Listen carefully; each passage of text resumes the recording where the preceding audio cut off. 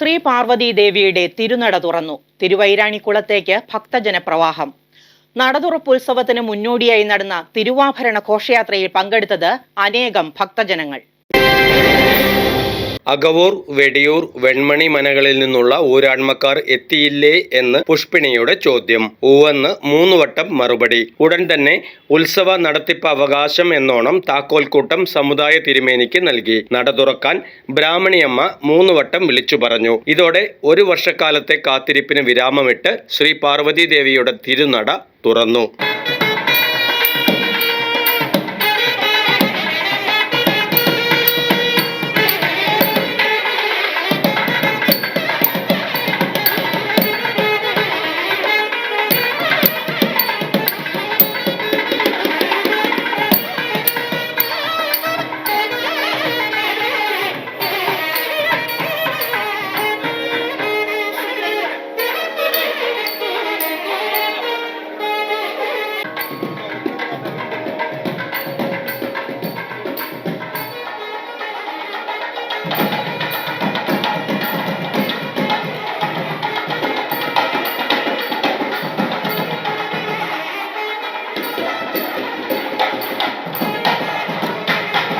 അമ്മേ നാരായണ, ദേവി നാരായണ മന്ത്രധ്വനികളുമായി ആയിരക്കണക്കിന് ഭക്തജനങ്ങൾ തൊഴുകൈകളോടെ അമ്മയെ ദർശിച്ചു.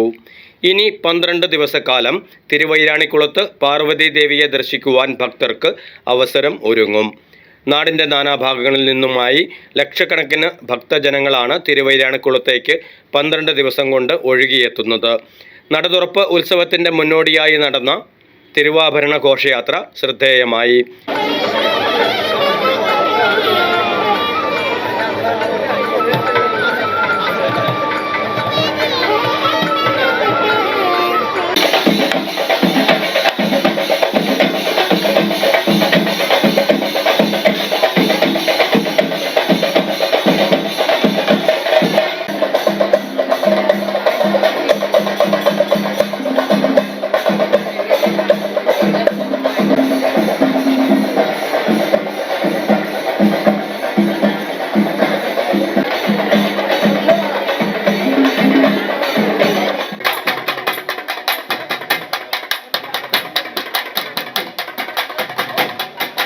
താളവാദ്യമേളങ്ങളുടെ അകമ്പടിയോടെ അകവൂർ മനയിൽ നിന്നും ഘോഷയാത്ര ആരംഭിച്ചു.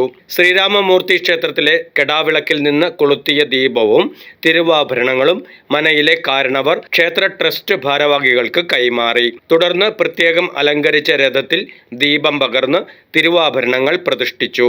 വാദ്യമേളങ്ങൾ, താലം, പൂക്കാവടി എന്നിവയുടെ അകമ്പടിയോടെ ആരംഭിച്ച ഘോഷയാത്രയിൽ ഉടനീളം ആയിരക്കണക്കിന് ഭക്തജനങ്ങൾ പങ്കാളികളായി. നടതുറപ്പ് ഉത്സവത്തിന്റെ ഭാഗമായി ധനുമാസത്തിലെ തിരുവാതിര നാൾ മുതൽ 12 ദിവസക്കാലം വെളുപ്പിന് 4 മണി മുതൽ ഉച്ചയ്ക്ക് 1:30 വരെയും ഉച്ചകഴിഞ്ഞ് 2 മുതൽ രാത്രി 9 വരെയുമാണ് പാർവതി ദേവിയെ ദർശിക്കുവാനുള്ള സമയം.